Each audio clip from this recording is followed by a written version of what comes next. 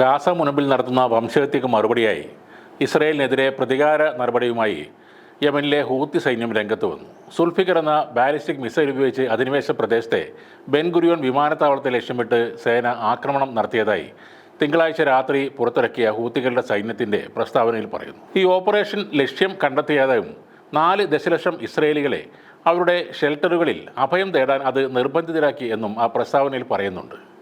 ഈ ആക്രമണത്തെ തുടർന്ന് അവിടുത്തെ വ്യോമ ഗതാഗതം തടസ്സപ്പെടുകയും ചെയ്തു. ഗാസയിലെ സംഭവവികാസങ്ങൾ സൂക്ഷ്മമായി നിരീക്ഷിച്ചു വരികയാണെന്നും അവിടുത്തെ ജനങ്ങളുടെ ത്യാഗങ്ങളെ ആദരിക്കുകയും ബഹുമാനിക്കുകയും ചെയ്യുന്നുവെന്നും യമനിലെ ഈ സായുധ സേന അറിയിക്കുന്നു.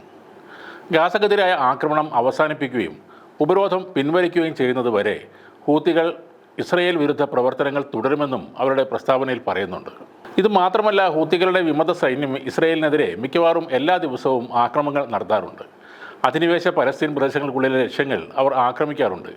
യമനിൽ നിന്നുള്ള ഒരു ബാലിസ്റ്റിക് മിസൈൽ കാരണം ഇസ്രയേൽ അധിനിവേശ പ്രദേശങ്ങളിൽ സൈറണുകൾ മുഴങ്ങുന്നുണ്ട് എന്ന കാര്യം ഇസ്രയേൽ സൈന്യവും സമ്മതിച്ചിട്ടുണ്ട്. തിങ്കളാഴ്ച വൈകുന്നേരം മധ്യഭാഗത്തും അൽഖുസ് പ്രദേശത്തും നിരവധി അനധികൃത വെസ്റ്റ് ബാങ്ക് വാസസ്ഥലങ്ങളിലും അധിനിവേശ ഭൂമിയുടെ തെക്കൻ മേഖലയിലെ ചില പ്രദേശങ്ങളിലും വ്യോമാക്രമണ സൈറണുകൾ മുഴങ്ങിയതായി സൈന്യം ഒരു പ്രസ്താവനയിലൂടെ പറഞ്ഞിരുന്നു. തങ്ങളുടെ വ്യോമവിരുദ്ധ മിസൈൽ സംവിധാനങ്ങൾ മിസൈലിനെ തടഞ്ഞതായാണ് ഇസ്രായേൽ സൈന്യം അവകാശപ്പെടുന്നത്.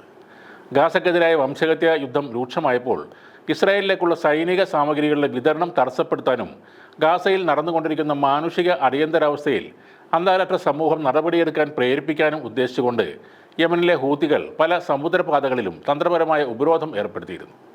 ഗാസയിലെ കര വ്യോമ ആക്രമണങ്ങൾ ഇസ്രായേൽ അവസാനിപ്പിക്കുന്നവരെ ഈ ആക്രമണം അവസാനിപ്പിക്കില്ലെന്ന് ഹൂതികളുടെ സായുധ സേന പ്രഖ്യാപിക്കുകയും ചെയ്തു. 2023 നവംബർ മുതൽ ഗാസക്കാർക്ക് ഐക്യദാർഢ്യം പ്രഖ്യാപിച്ച് ഹൂതികൾ 100-ലേറെ ആക്രമണം കപ്പലുകൾക്ക് നേരെ നടത്തിയിട്ടുണ്ട്. അതിൽ 2 എണ്ണം കടലിൽ മുക്കി. മറ്റൊന്നിലെ ആക്രമണത്തിൽ കപ്പൽ പിടിച്ചെടുത്ത് 4 പേരെ വധിക്കുകയും ചെയ്തു. ഏദൻ കടലെടുക്ക് വഴി ബാബൽ മന്ദം വഴി പ്രവേശിച്ച് സൂയസ് കനാൽ വഴി യൂറോപ്പിലേക്ക് പോകുന്ന ആ സമുദ്രപാത ഇതുവരെ പഴയപടി ആയിട്ടില്ല. കപ്പലുകൾ ഈ റൂട്ട് ഒഴിവാക്കി ആഫ്രിക്കയിലെ കേപ്പ് ഓഫ് ഗുഡ് ഹോപ്പ് വഴി ദിവസങ്ങൾ അധികം എടുത്താണ് ഇപ്പോൾ സഞ്ചരിക്കുന്നത്. എന്നാൽ ഹമാസ് ഇസ്രയേൽ വെടിനിർത്തൽ കരാർ വന്നതോടെ ചില ഷിപ്പിംഗ് കമ്പനികൾ വീണ്ടും സൂയസ് കനാൽ വഴി യാത്ര ആരംഭിച്ചിരുന്നു. എങ്കിലും ഹൂത്തികളുടെ പുതിയ ആക്രമണങ്ങളുടെ സാഹചര്യത്തിൽ അവരുടെ ആശങ്ക വർദ്ധിക്കുകയാണ്. ഹൂത്തികൾക്കെതിരെ ഇസ്രയേലും US-ഉം ബ്രിട്ടനും കനത്ത ആക്രമണം നടത്തിയെങ്കിലും അവർ പിന്മാറിയിരുന്നില്ല. ഇതോടെ ഹൂത്തികളെ വിദേശ ഭീകര സംഘടനയായി അമേരിക്ക പ്രഖ്യാപിച്ച് ഉപരോധവും ഏർപ്പെടുത്തി. യമൻ്റെ ഭൂരിഭാഗവും നിലവിൽ ഹൂത്തി നിയന്ത്രണത്തിലാണ്. ഗാസക്ക് അനുകൂലമായി വലിയ പ്രതിഷേധമാണ് അവിടെ നടക്കുന്നത്. തങ്ങളുടെ സ്വന്തം പ്രശ്നം പോലെയാണ് ഹൂത്തികൾ പലസ്തീൻ ആക്രമണത്തെ കാണുന്നത്. ഹമാസ് നിലകൊള്ളുന്നതിനേക്കാൾ കൂടുതൽ ശക്തമായി തന്നെ ഇസ്രയേലിനോടും അമേരിക്കൻ ചേരികളോടും കടുത്ത സമീപനമാണ് ഹൂത്തികൾ സ്വീകരിക്കുന്നത്. അവസാനത്തെ ഇസ്രായേൽ സൈനികനും ഗാസയിൽ നിന്നും പിൻവാങ്ങുന്നവരെ തങ്ങളുടെ പോരാട്ടം തുടരുമെന്ന് തന്നെയാണ് അവർ ഉറപ്പിച്ച് പ്രഖ്യാപിക്കുന്നത്.